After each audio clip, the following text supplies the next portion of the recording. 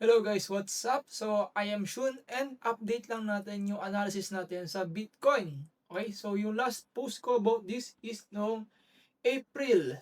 April na to, April 16. Yan, April 16, 2026. So, merong the 425. Congrats. So, yan. So, ito siya before. So, ito yung POI ko para sa short. Yan, kung makikita nyo. Yung peak number flag. And then, nandyan din yung 1 week fair value gap. Tapos yung 200 MA. And right now, eto na siya. So, yun, nag-play out yung ating analysis. Nag-play out yung thesis natin. So, nakapag-short tayo. Siyempre, yung position tayo dyan, hindi lang pwede yun lang, na-trade natin yan. Hindi lang pwede analysis lang, tapos hindi mo na ito-trade. Siyempre, kapag meron kang confirmation, valid yung setup mo, i-trade mo yan. Manalo matalo ka, as long as valid yung setup mo, pasukan mo. Okay? So, in this scenario, tama yung ating analysis. And right now, nasa support tayo ng bear flag.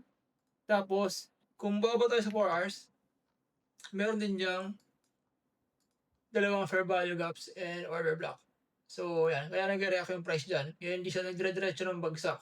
Okay?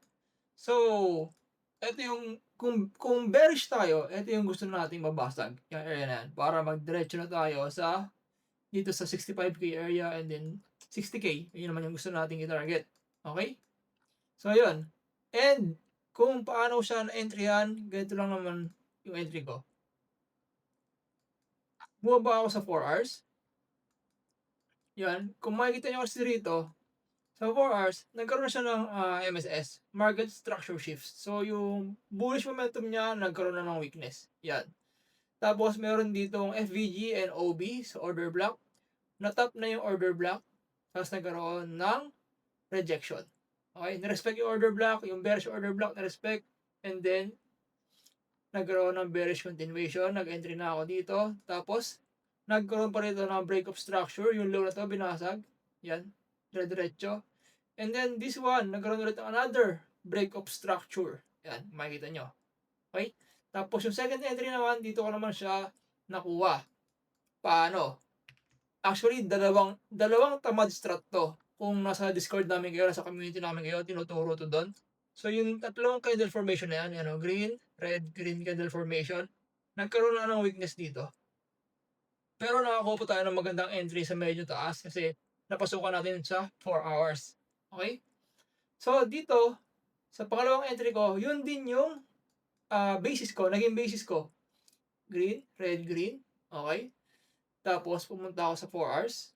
And then, nakakita pa ako ng another na ganong setup. Green, red, green. And then, dito na ako nakapasok. Tapos, yung stop loss ko, hindi ko nalagay dito. Itinaas ko na sa daily invalidation. Dito na sa pinakataas. Which is good choice. Kasi kung dito ko lang nilagay, stop out ako. So, ngayon, playing pa rin yung position. Diba? So, nakadalawang entry na tayo. And then, hopefully, mabigyan pa tayo ng another entry kasi nag-expect ako ng bounce or ng recovery dito. Lalo sa monthly open. Yan. Monthly open ng month of June. Diba? So, yan. Yan yung current scenario. Kita nyo yung structure, respected, bearish na bearish. Dito, respected yung pagka-bullish niya, diba? So, dito, bearish pa rin. May invalidate yan siguro dito. Pag na-break yung 78K. Okay, doon tayo magre-reassess. Alright? Tapos, sa monthly naman, kung pupunta tayo ng monthly time frame, punta tayo ng 1 month, kung makikita nyo, as you can see, yan. Monthly time frame to guys Isang kandila, 1 month. Merong monthly fair value gap dyan. So, same lang, nandiyan naman yung weekly. So, same spot. Na-filled na yung price, na-filled na ng price, yung 82 hanggang 82,800, yan, nabot niya. Tapos, na-sweep niya yung high ng February and April. Yan. February, tapos April high, na-sweep ng price action, tapos nagkaroon ng rejection. So, nagkaroon ng bearish scenario. Okay? And ito, CRT to. So, kung nagka-candle range theory kayo, ito, alam nyo na to, valid to para sa inyo. So, ang candle range theory is against the trend tayo dito, di ba? So, nagpa-pop yung market, pero ang hinahanap natin, short. So, ganoon yung strat natin, di ba? Okay. Tapos ang naging, additional confluence ko pa dito, ito hindi ako magaling mag-Elliott wave. Pero sa Elliott wave kasi, ang pinanghawakan ko lang is yung idea, okay? Every after ng impulsive move, yan bull market yan, impulsive yan. 1, 2, 3, 4, 5 yan. 5 waves. 1, 2, 3, 4, 5. Okay, hindi ko lang kung dito yung 3 or dito eh. Basta, yun yung ano ko, idea. Idea lang, hindi ako magaling mag-plot. Okay, tapos magkakaroon yan ng ABC correction. 3 waves down, usually. Hindi naman palagi pero usually ganyan. Yung 1, 2, 3. Yan. Same dito sa bear market to, 1, 2, 3. Tapos, kaya ito rin yung ina-anticipate ko dito sa current market natin, AB. Kung anticipate natin, ito na yung B. So, papunta na tayo sa wave C. So, yung wave C naman, ginamitan ko siya ng fib-based extension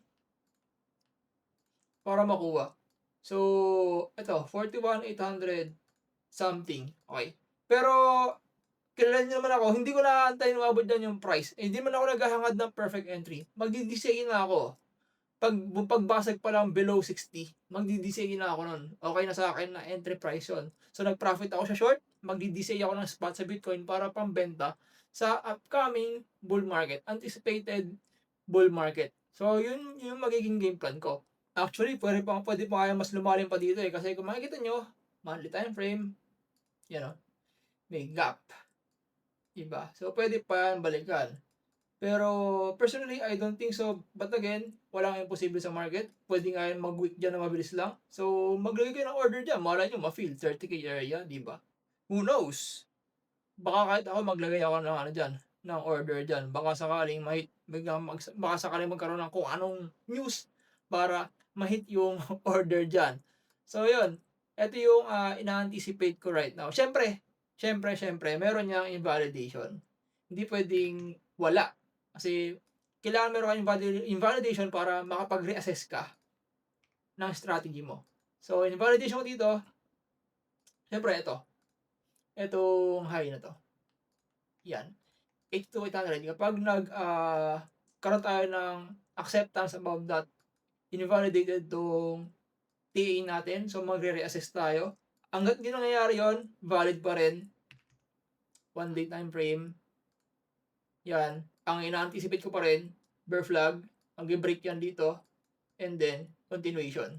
So, ang target, usually target sa bear flag, kunin mo itong high dito, tapos low dito. Dalhin mo dito. Saan siya mag-break? Anong price to? 44. So, malapit doon sa 41 na sa count natin kanina sa Elliott wave. So, di ba? So, nagmamatch yung mga confluence natin.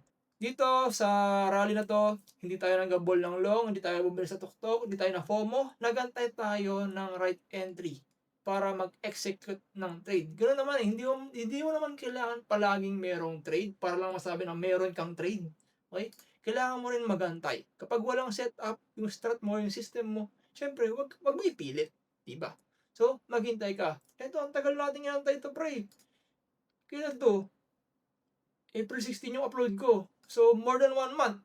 So, dito pa nga lang nag-aantay na ako, di ba? Hindi ko inabol yan. Kasi mahirap magabol, maiwanan ka par. Masakit. Hindi, joke lang. So, yun lang mga bossing. Sana nakatulong. Sana nagkaroon kayo ng idea, okay? So, magandang umaga kasi 12:30 AM na to nire-record ko ngayon. So, May 30, 12:30 AM. So, yan. Good morning. Bye-bye.